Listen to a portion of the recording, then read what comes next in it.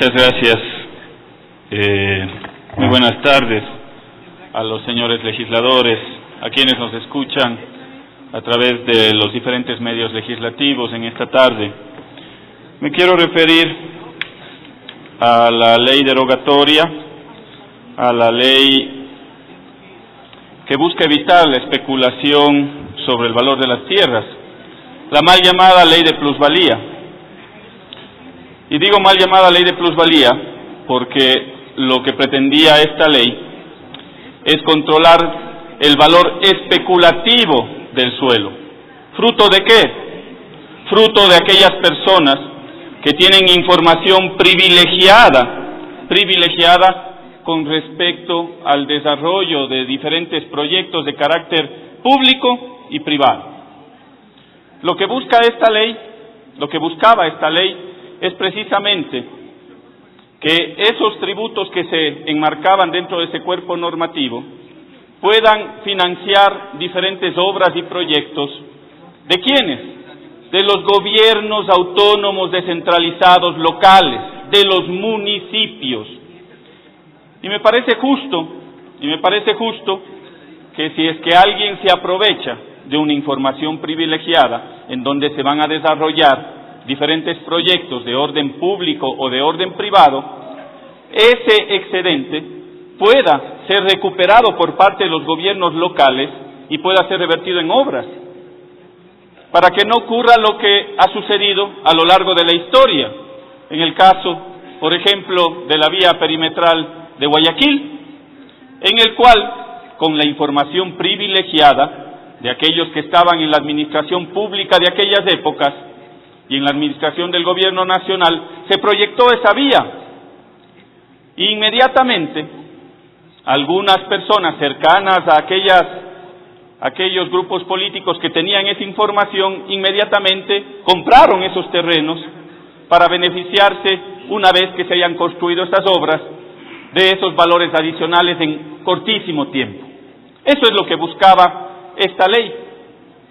Y de lo que se trata en muchos de los casos, sobre todo cuando hay inversiones privadas, cuando hay inversiones públicas, se están socializando. Todos los ecuatorianos estamos pagando, a través de nuestros tributos se están socializando esas inversiones, pero se está privatizando la ganancia en manos de pocas personas, de aquellos agentes, de aquellas personas, de aquellos actores inmobiliarios que tienen esa información privilegiada. Eso lo entendió el presidente Moreno cuando estaba en la campaña previo a su elección a la presidencia de la República. Y en cada una de sus intervenciones, que yo recuerdo en la campaña porque tuvimos la posibilidad incluso en aquella época de acompañarlo, decía que esa era una ley positiva para el país y para su proyecto de construcción de 325,000 nuevas casas. Lamentablemente, el tiempo ha cambiado y en tan corto tiempo también ha cambiado la opinión del presidente Lenín Moreno. Y no quiere decir que nosotros no respetemos los resultados de la consulta popular, pero sí cuestionamos cómo se llevó adelante esa consulta popular, saltándose lo que establece la Constitución de la República del Ecuador en su artículo 104 y el 438. De pronto ese fue el inicio de una ruptura permanente que incluso evidenciamos en esta semana aquí en este pleno de la Asamblea Nacional, una ruptura permanente de la Constitución de la República del Ecuador.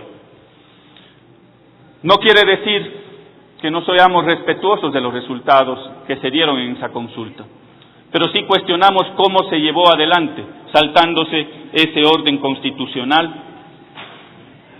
Y algunas personas decían aquí en este pleno, en la sesión en la cual se tocó el primer debate de esta propuesta de ley, que seamos respetuosos de ese mandato. A esas mismas personas yo les cuestiono, ¿qué pasó con el mandato del 19 de febrero del 2017, en el cual el pueblo ecuatoriano, ahí sí cumpliendo todos los procedimientos que mandaba la Constitución y la ley, se pronunció con respecto a tener una ley que busque regular a aquellas personas y funcionarios públicos que tienen su dinero en paraísos fiscales. Ahí no han dicho nada algunos que hoy cuestionan nuestra posición con respecto a esa consulta popular. Pero quiero ir al tema que conlleva esta ley con un solo artículo. Precisamente, el año anterior, en el 2017, se llevó adelante una nueva conferencia de las Naciones Unidas y fue precisamente la sede de Ecuador en la ciudad de Quito. Fue la conferencia de las Naciones Unidas sobre la vivienda y el desarrollo sostenible urbano, el Hábitat 3, desarrollado del 17 al 20 de octubre del 2016, perdón por la fecha. Este fue el documento que se aprobó.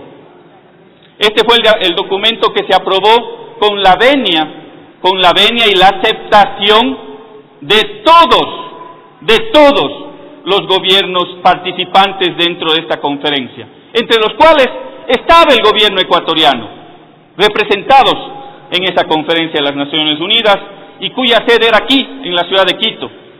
Pero ¿cuáles fueron los compromisos de los Estados miembros de esa comisión, de esa conferencia?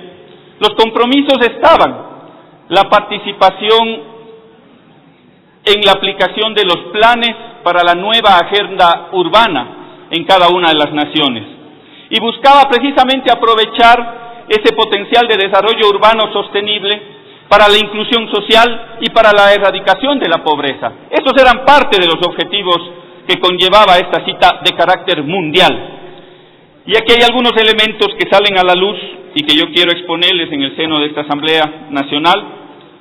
Dentro de la resolución, en la resolución del artículo 111 de esta conferencia de carácter mundial, y en la cual el Ecuador consignó con su firma la aceptación de esos compromisos internacionales, el artículo 111 dice: promoveremos la elaboración de normas adecuadas y aplicables en el sector de la vivienda, incluidos, según el caso, códigos de construcción, regulaciones, permisos de construcción, ordenanzas y leyes del uso de suelo y reglamentos de ordenación resilientes.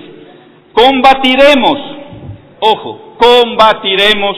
y prevendremos la especulación de suelo. Eso fue parte del compromiso que firmó el Estado ecuatoriano.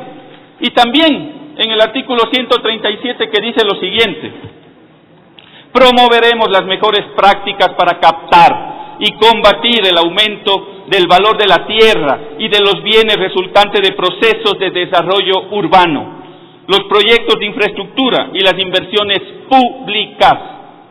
Quizá podrían ponerse en práctica medidas como políticas fiscales relativas a los beneficios, según proceda, a fin de impedir que estos reviertan exclusivamente en el sector privado y se especule con tierras y bienes raíces.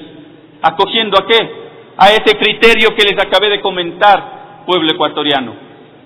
En estos casos, y esta ley lo que buscaba era controlar de que se socialicen las inversiones públicas. Todos los ecuatorianos pagamos impuestos, pero se privaticen las ganancias en pocas manos. Eso es lo que buscaba esa ley que hoy se pretende derogar en el pleno de esta Asamblea Nacional. Y aquí hay un elemento importante, y para terminar mi intervención, se tiene que llamar a la reflexión y sobre todo se tienen que recordar aquellas participaciones tanto del presidente Lenín Moreno como de su equipo de trabajo, de los señores ministros, en los cuales de manera reiterada se le dijo al pueblo ecuatoriano, incluso en esta campaña, que se iba a llevar adelante una nueva propuesta de ley que busque precisamente regular esa especulación. Vamos a estar vigilantes y pendientes de que llegue al seno de esta Asamblea Nacional una propuesta de ley para cumplir con lo que el Estado ecuatoriano se sometió a través de esta conferencia aquí en la ciudad de Quito, pero sobre todo para evidenciar ese compromiso real, si tiene el gobierno nacional, ¿con quién? con los más pobres de la patria que todavía no tienen vivienda y que sí aspiran justamente a tener una vivienda digna en donde dar cobijo a su familia y a sus hijos. Muchas gracias.